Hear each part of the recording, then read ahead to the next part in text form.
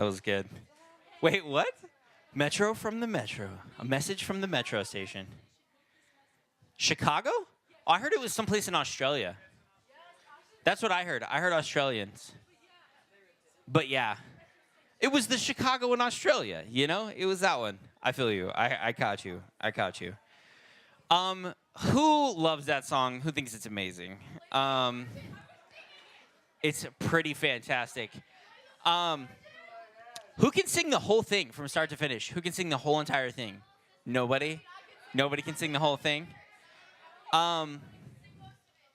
It makes me laugh. I like the little characters. I think it's funny that it's like really gruesome, but it's also cartoons. Does anybody else find that funny? I mean, I think it's kind of funny.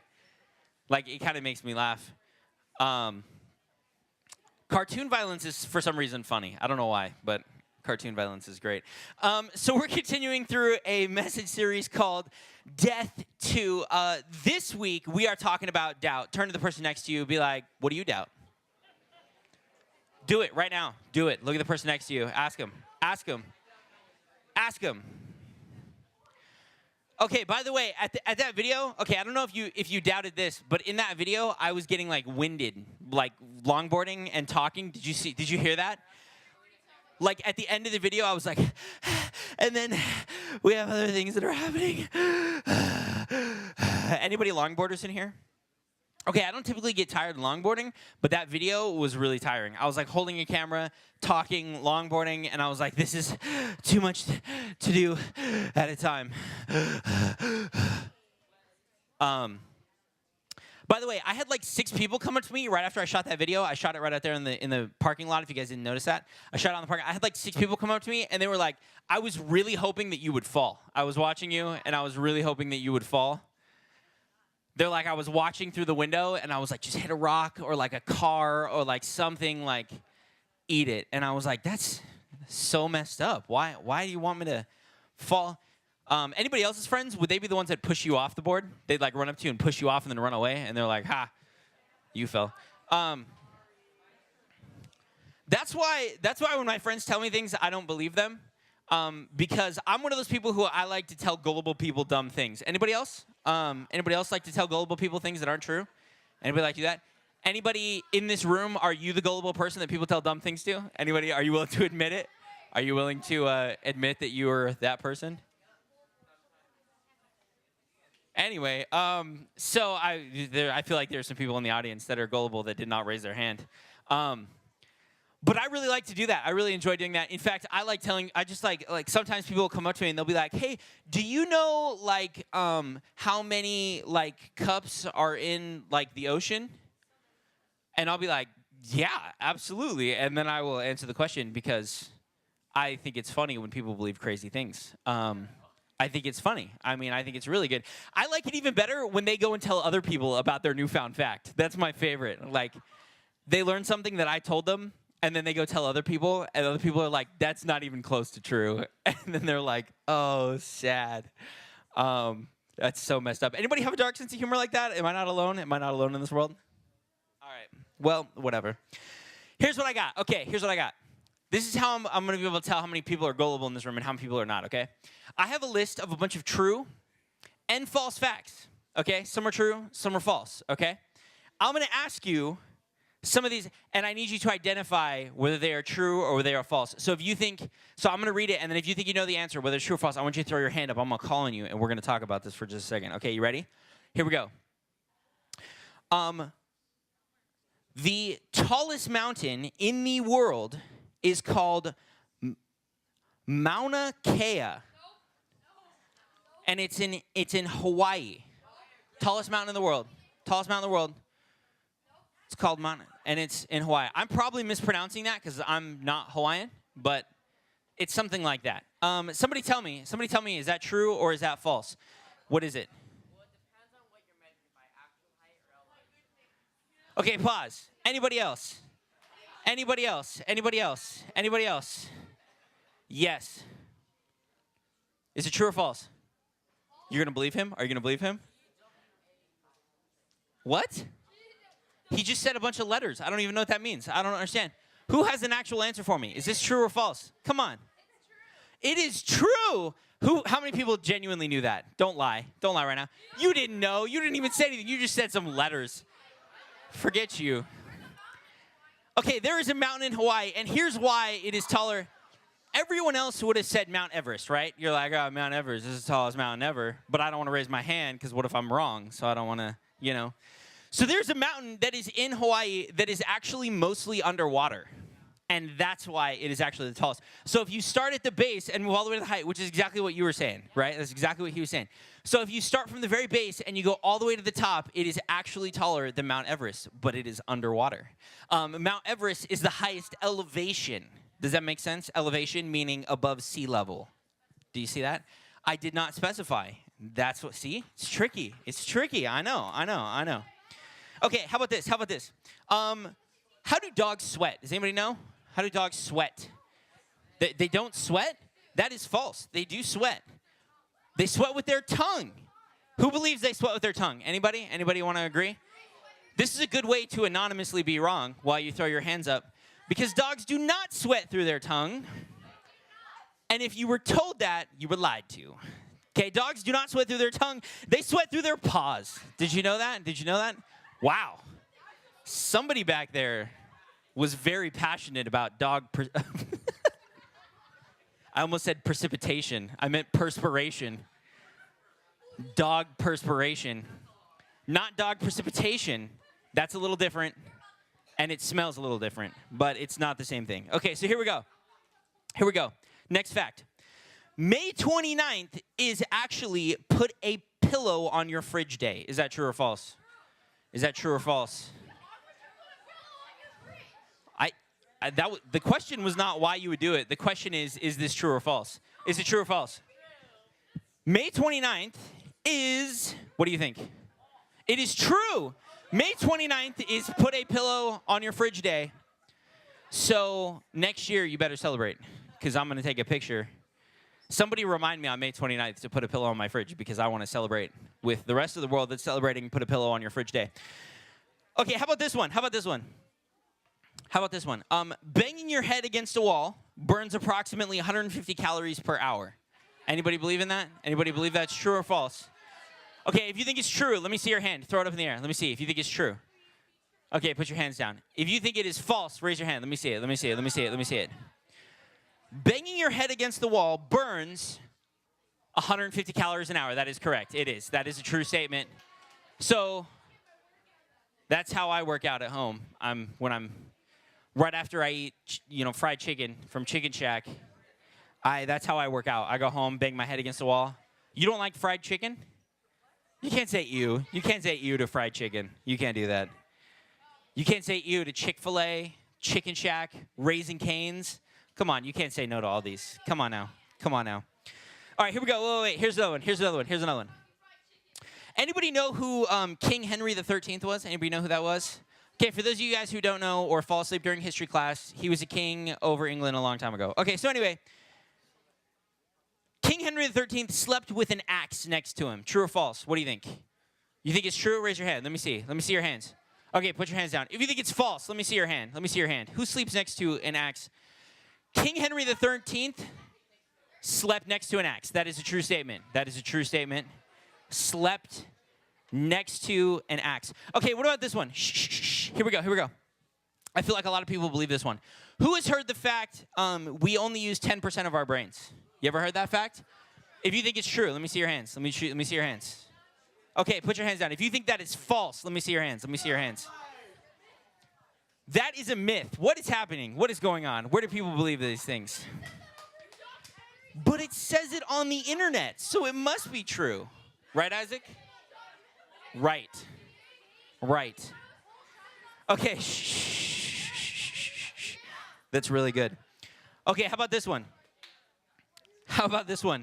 In 2015, so this is 2 years ago, in 2015, more people died from selfie-related incidents than shark attacks. More people died in 2015 from selfie-related incidents than shark attacks. If you think it's true, let me see your hand. Okay, put your hands down. If you have a shred of hope for humanity and you think this is false, let me see your hands. Let me see it. Anybody have a shred of hope for humanity? None? I got like 3 or 4 people in this room. That is a true fact, unfortunately. More people died from selfie-related incidents in 2015 because they got eaten by a shark while taking a selfie. Is that what you said? That's a good question. Would that count for both, or would it only count for one? I don't know. That's a good question. I guess it would count for both. I mean, maybe like it would kind of cancel each other out. Okay, all right, here we go. One more.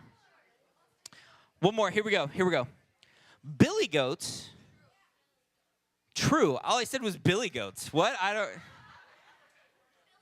Here we go. Billy goats are what? No, stop. Okay, here we go. Billy goats will urinate on their own heads to smell more attractive to females. True or false? Is that true or false? Give me a true. If you think it's true, let me see your hands. If you think that is true, that billy goats urinate on themselves for the sake of smelling better to attract a female. If you think that is garbage, it is completely false. Let me see your hand. No way. That fact is true. That is true. Billy goats will pee on themselves to make themselves smell better, to make themselves attractive to females. So somebody tell Jason that he's got a new method of attracting females. You just got to pee on your own head, and then you'll smell better, and then you can attract females, Pastor Jason. So I'm just trying to help you out. Just a quick like tip, like a man tip, you know? Don't walk to the restroom. That's gross. Like you're going to do it right now? That's disgusting. That's disgusting. Jason has a date after this tonight, that's why. So he's peeing on his head so he can attract his date. That's what it is. That's what it is. I'm just kidding. He doesn't really have a date. I'm not going to start those rumors. I'm just kidding. That's a lie. Yeah, that's so fake. I should have made that a true or false statement. But that is false. Jason does not have a date tonight. He wishes. All right, so here we go. We're going to continue through our message series, and here's why we did this. Here we go.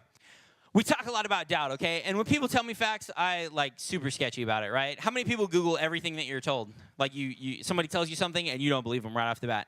Anybody in here super skeptical like I am? I am super skeptical of everything that I am told because I know there's a lot of garbage out there in the world, especially things that people say, a lot of garbage that comes out of people's mouth, right? So here we go. We're gonna talk particularly about doubts today. What is something that is something that you frequently doubt? You're like, I doubt like what? Yes. You doubt yourself. Me too. Anybody else? You ever doubt yourself? You're like, I can't do this. Nope, it's not gonna happen.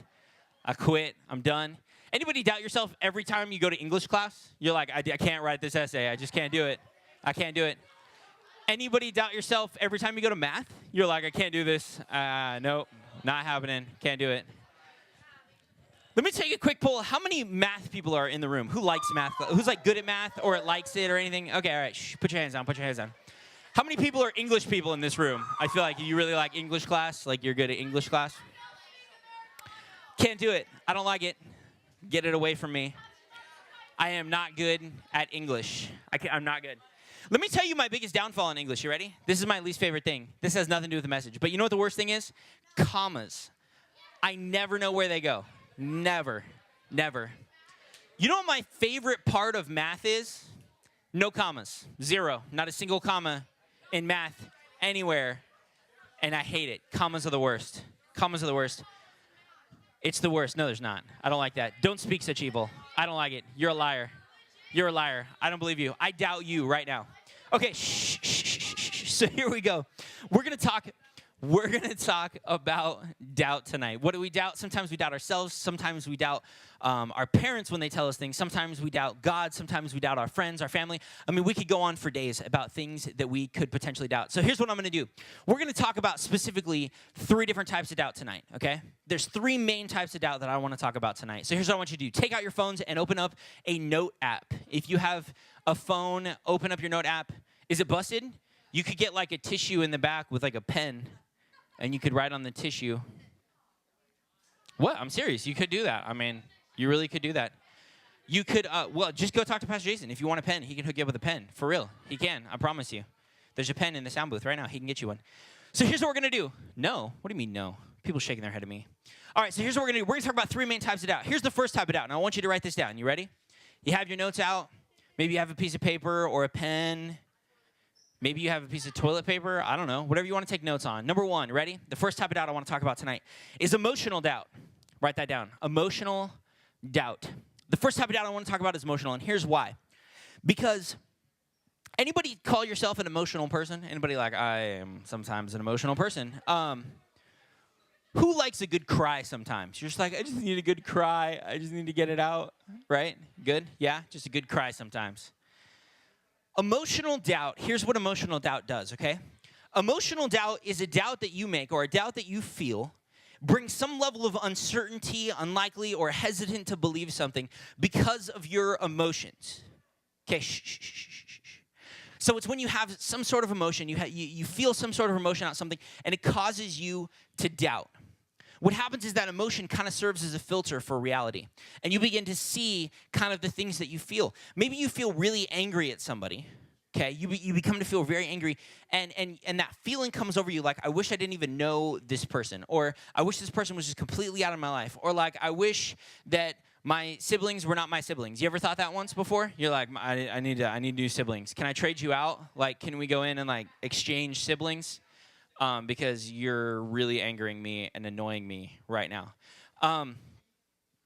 So it's the feelings that you feel that cause you to kind of have those thoughts or those doubts in a person. Well, that person is not my sibling anymore. Or I'm so angry at this person, like I don't even believe anything that they're going to say anymore. Just because someone angers you doesn't mean everything they say is a lie, okay? I mean, like, it seems like that most of the time, and maybe that person really is a liar. But your emotions don't necessarily dictate that. But what happens is we get really super angry, and we get really super mad, and it kind of serves as a filter for our reality, and it makes us believe things that are not necessarily true. Let me give you an instance. Job chapter 2. You have your Bibles? Go ahead and turn there. Why not? Job chapter 2. Job chapter 2. We're going to pick up in verse 8. So if you don't know the story of Job, here's how it starts. Job, he's this guy, okay? His name is Job. So he wakes up one morning, and he goes out, and he looks out over his house, and he's got this nice house, and he has all this cattle, okay? And he has all these like servants that are serving him, and he was like amazing. He was like the guy, okay? He was super rich. Job chapter 2, verse 8 is where we are in just a second. So Job walks out, and he looks over all of his stuff, right?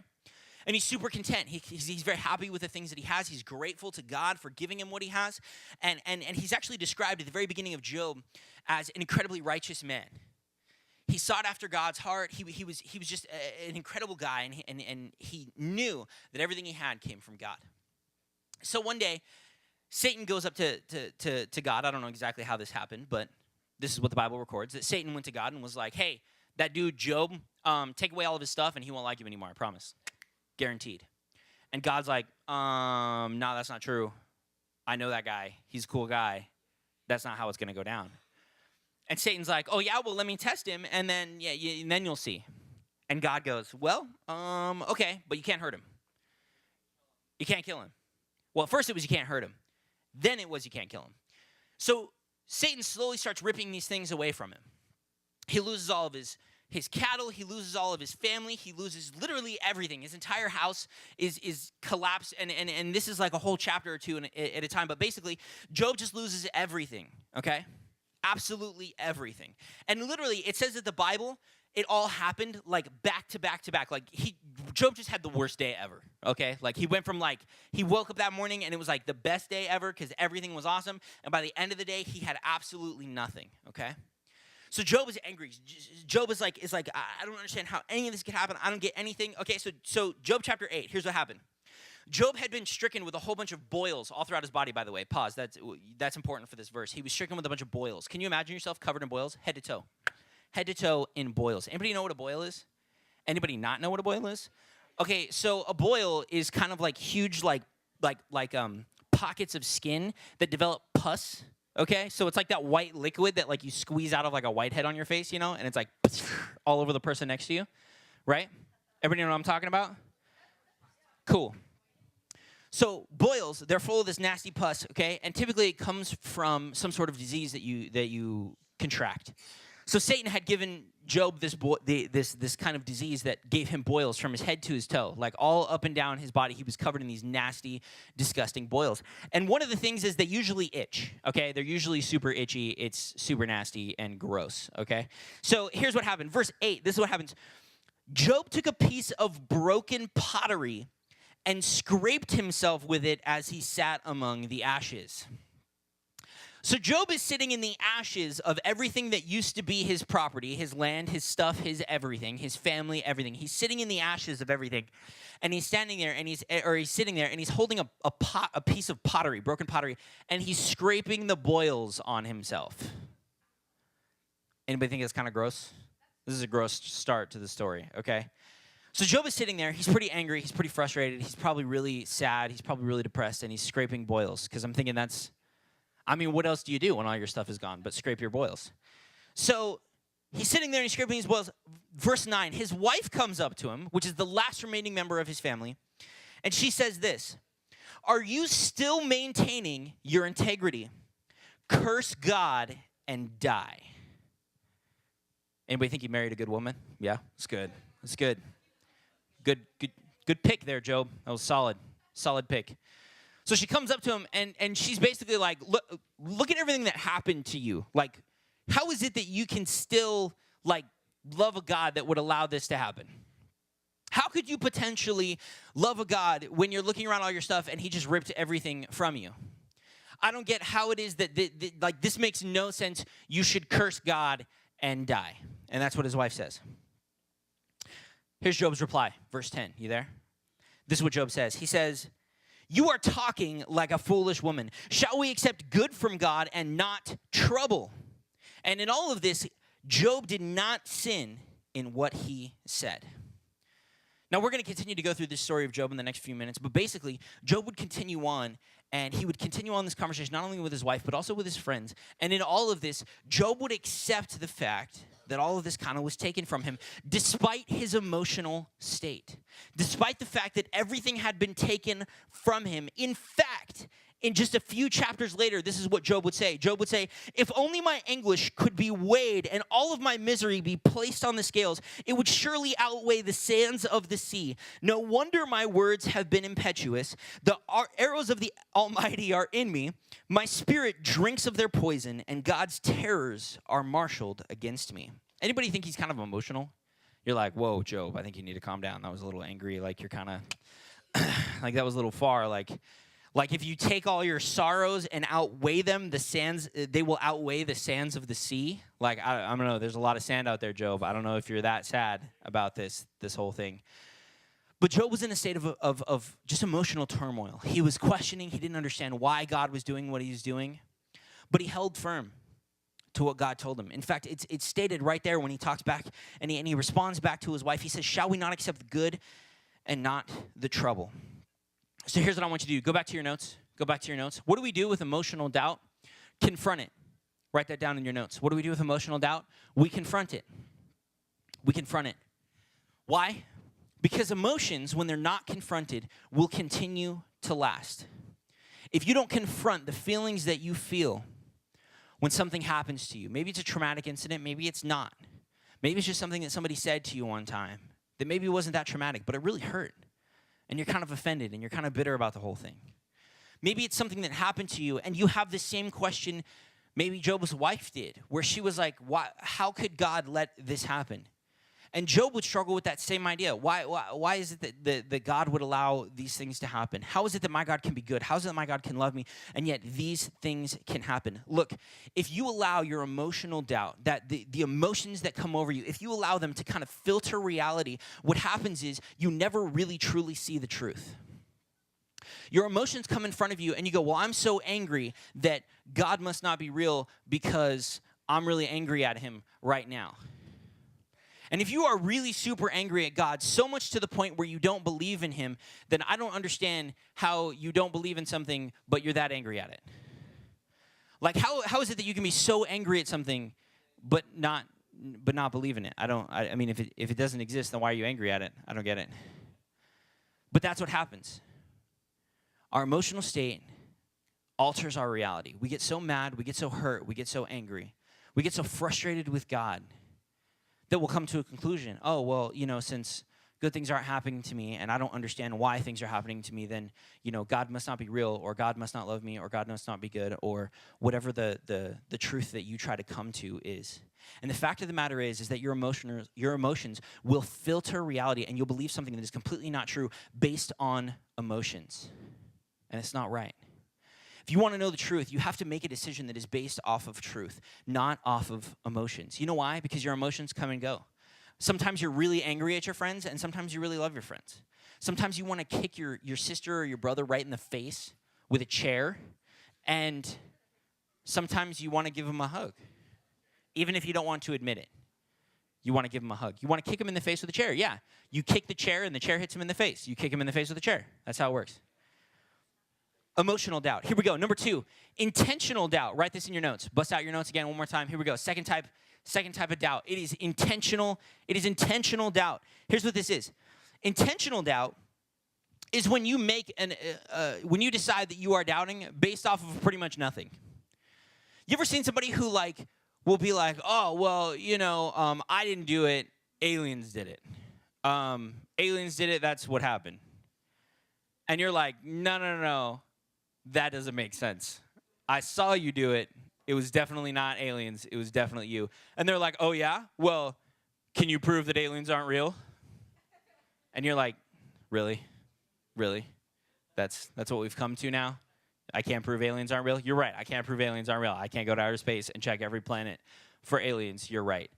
You ever heard somebody who makes those kind of assumptions? Like they claim something that's so abstract and so far that it's like, well, you can't prove aliens aren't real, so how do you know they weren't aliens?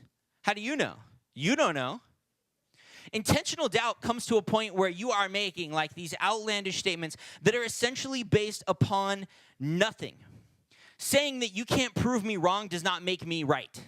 Just because you can't prove me wrong does not mean that I am accurate and I am correct and what I'm saying is true. Does that make sense? Who saw me in this room on Friday? Anybody see me on Friday? No, you didn't. You're a liar. You know why? Because I was in France on Friday. That's where I was. I was in France. And you can't prove me wrong because you didn't see me that day. That's the type of logic that some people use. Since you didn't see me, I could have been anywhere in the world that I wanted to be, and you can't prove me wrong. So, that's just the fact.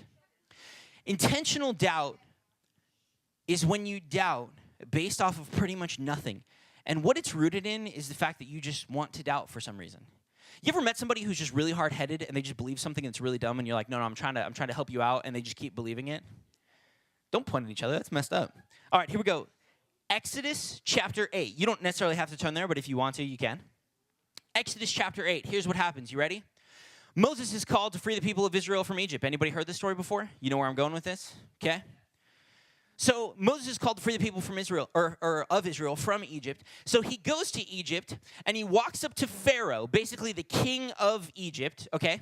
And he walks up to him, and he goes, hey, I know you're using the Jewish people as servants, but God says that he wants them back. Can you give them back? Because God's ready to take his people back, and he wants them right now.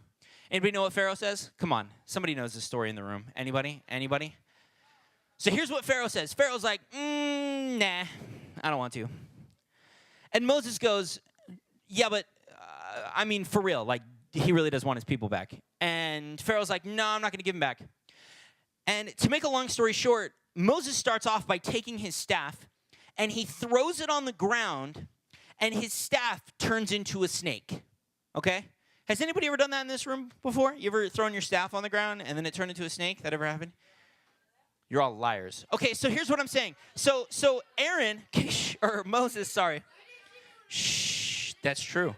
Okay, shh. Video or it didn't happen, So anyway, if it's not on the internet, then it basically didn't happen. So Moses throws his staff on the ground. It turns into a snake, right? Now, would anybody right then, if you were Pharaoh, be convinced? You'd be like, oh, you can turn staffs into snakes? Oh, yeah, you're probably a prophet from God, and you can have the people back because I hate snakes. Anybody else hate snakes in this room? They're awful. They're disgusting. I hate them. Snakes are disgusting. Okay, so Aaron throws his staff out. It becomes a snake, right? And Pharaoh's like, nah, that's not enough.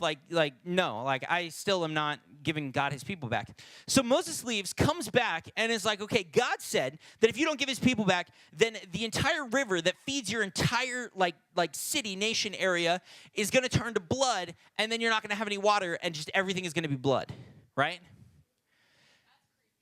Right, it totally is. If you're Pharaoh, you're like, this dude is creepy, get out of here, I don't like you. No.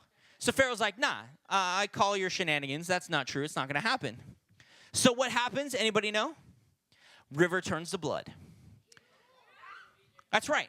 An entire river turns to blood.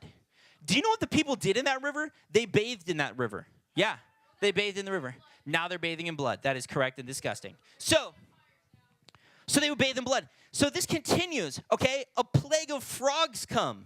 And frogs are just covered in everywhere. Would anybody give up then? You're like, all right, you can have the people. I hate frogs. I can't stand this. Okay.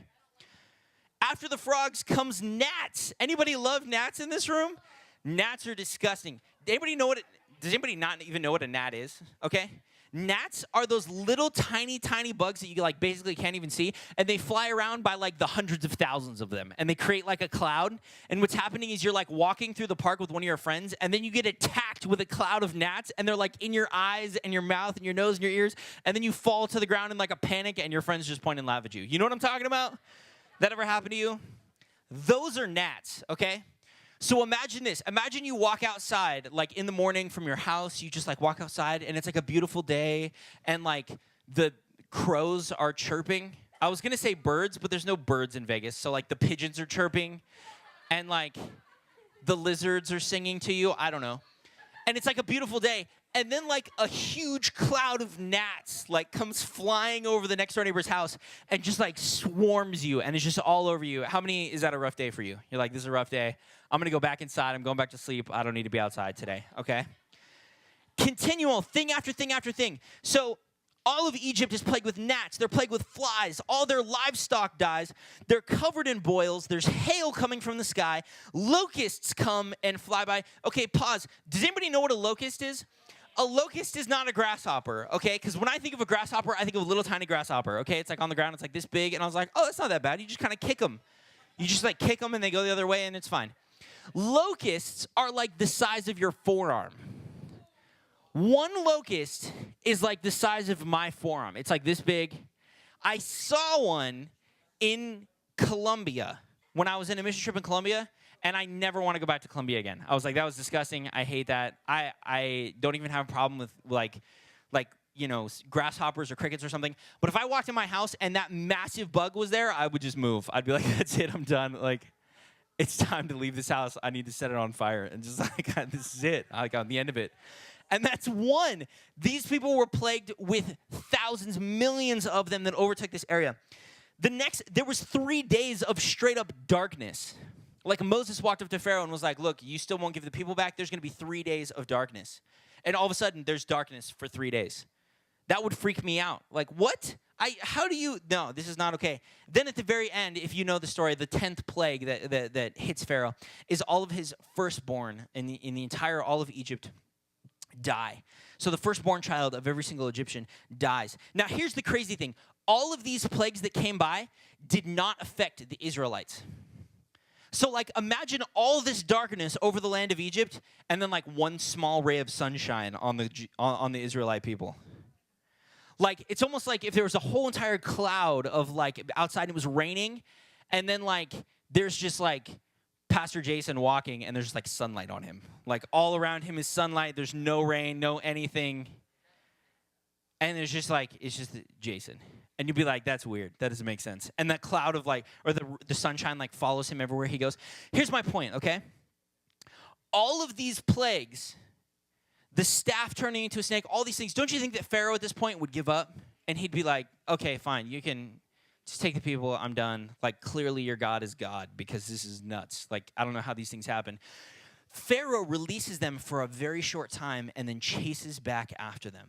And here's literally Exodus chapter 8 as well as Exodus chapter 10 records that Pharaoh's heart was unwielding. In fact, they even describe it as his heart was hardened toward God. So there are people out there, And maybe you're one of these people, but there are people out there who their heart is just hardened.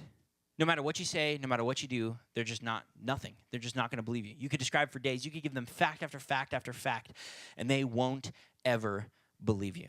And Pharaoh was one of those people. Number one, look, if you're one of those people, here you go. Bust out your notes. Here we go. If you're one of those people, bust out your notes. If you're not one of those people, bust out your notes anyway. And here we go. There's intentional doubt. And how do you fight that? You walk away from your pride. Walk away from it. Leave it. Walk away from it. Here's why. Because that intentional doubt is typically rooted in some level of pride. Pharaoh thought he was a god. Truly, he did. He thought he was God. And so in his mind, he was so convinced that it didn't matter how many plagues God was going to bring, Pharaoh was not going to believe. Pharaoh's heart was going to be hardened. There are people that you will tell about all day long who will never believe, no matter what you say, no matter what you show them, no matter what you do. So here's what you do. You walk away from them. You walk away from your pride. If it's you and you're the one with the hardened heart, drop your pride. Recognize that there's a God out there who's a lot bigger, who knows a lot more, who's been around for a lot longer. Drop your pride, walk away. If there's somebody that you're talking to and they're like that, my suggestion for you, walk away. Just be like, nah, you're dumb, I'm done. Like, just walk away.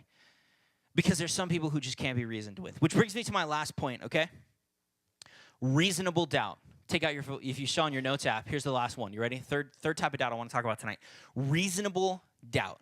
Here's what reasonable doubt is. Reasonable doubt is when you are faced with new information and then a doubt is raised. So you are genuinely confronted with new information. So like, let's say you thought your friend was super, super cool, okay? You got this friend, you're like, oh, they're my friend. And then somebody comes up to you and they're like, hey, they've been talking crap about you behind your back. You ever had that happen to you? I have. So you have a friend and like somebody comes to you and they're like, hey, they're talking crap about you behind your back. You might have a doubt for a second. Like, wait, maybe they really are. Like, wait, what? Why would they do that? I don't understand. But maybe that doubt pops up into your mind, right? Not based off of emotions, but based off of genuine facts. Somebody told you that. And so now you're like, well, I don't know. Maybe that's true. I mean, I wasn't there, right? That person was there. Maybe this is true. So you're faced with new reason, and it brings up doubts. And here's what happens. Acts chapter 17. You don't have to turn here, but here's what happens. Paul is traveling around. He's a missionary, okay? He was called by God to just wander around and start churches. So here's what Paul does. He knows the story of Jesus, and he goes to this place called Berea. Can you guys say Berea? Say Berea. Try that again. Say Berea. So Paul goes to this place called Berea. And this is what Acts chapter 17 says. It says, as soon as he got to the people of Berea, as soon as it was nighttime, he got there. And it says, now he went to the Jewish synagogue. And the Berean Jews were of noble character, for they received the message with great eagerness and examined the scriptures every day to see if what Paul said was true. So Paul walks in. And he says, hey, there's this guy named Jesus, super cool, died for you, rose again on the third day, and he wants you to love him and follow him because he's cool and stuff. And the Bereans are like, okay, so if God sent Jesus, right, and God wrote the Old Testament, then these two things should make sense together, right? Does that make sense, right? So the Bereans are like, all right, here's what we're going to do, Paul. Hang out for just a minute. We're going to go read the old scriptures. We're going to think about what you said, and we're going to see if it makes sense together. Does that sound reasonable to anybody? You're like, oh, yeah, that's a good way to approach that. That makes sense. So, like, let's say someone comes up to you, and they were like, hey, your best friend is talking crap about you behind your back. And then you were like, oh, well, maybe the logical thing would be to go and ask that person. Does that make sense? Is that reasonable? So you go to that person, and you're like, hey, are you talking smack about me? And they'd be like, yeah, absolutely, right? Because that's what your friends do, right? So you go to them and you're like, are you talking crap? And they're like, yeah, totally. And then you're like, all right, I guess we're not friends anymore. That's cool. Like, whatever.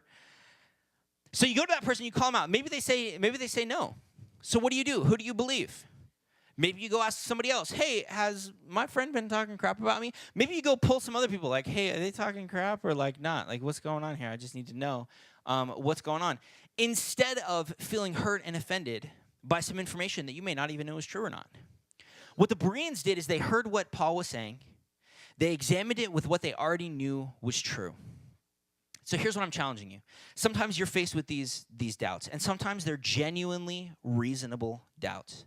Someone comes up to you, and they ask you a question. Maybe it's about God, maybe it's not. But they come up to you and they say something, and you're genuinely questioning. Someone comes up with a question to you, and they say, hey, I don't believe in God, and I don't believe in God because, if God is real, then why this or why that? Maybe they have questions, or they say, oh, I don't believe in God because, science.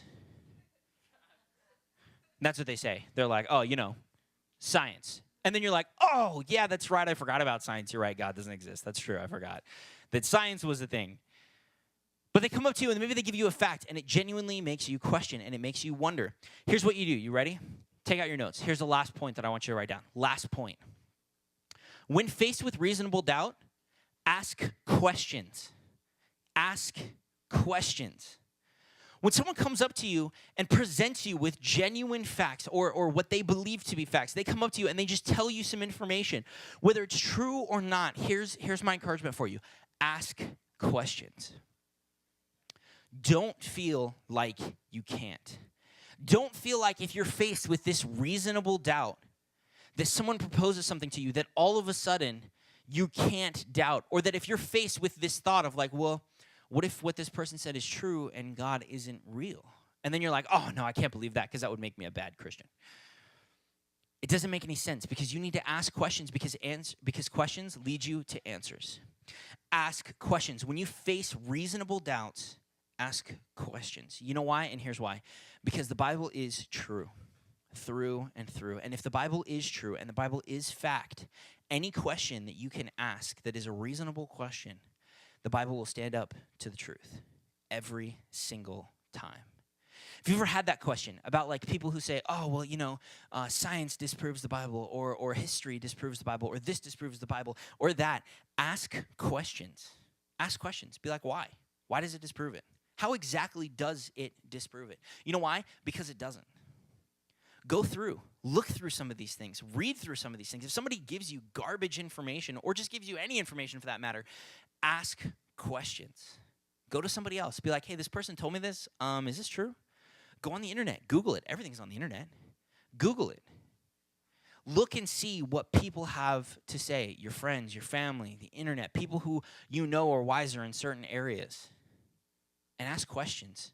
Questions will get you answers. And because the Bible is true, every question that you have, the Bible will stand up to it. Every single time. That's what Job did. In Job chapter 3, he asked many questions. He asked God, he says, why is light given to those in misery and life to the bitter of the soul, to those who long for death that does not come, who search for it more than for hidden treasure, who are filled with gladness and rejoice when they are given the grave? Job is so distraught over losing everything that he did. He's asking questions to God. God, why is it that I did everything that I was supposed to do and yet all of these things happened to me? He was faced with this reality that why would God let this happen? So you know what he did? He asked questions. He went and he sought out God. He did not assume that God wasn't real because of the emotions that he had. He did not assume that because of what was happening, God wasn't real, but he asked questions.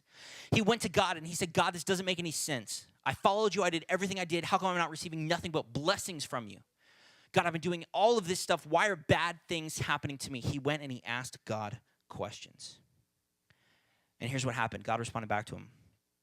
Because that's what happens when you ask God. He responds back to you.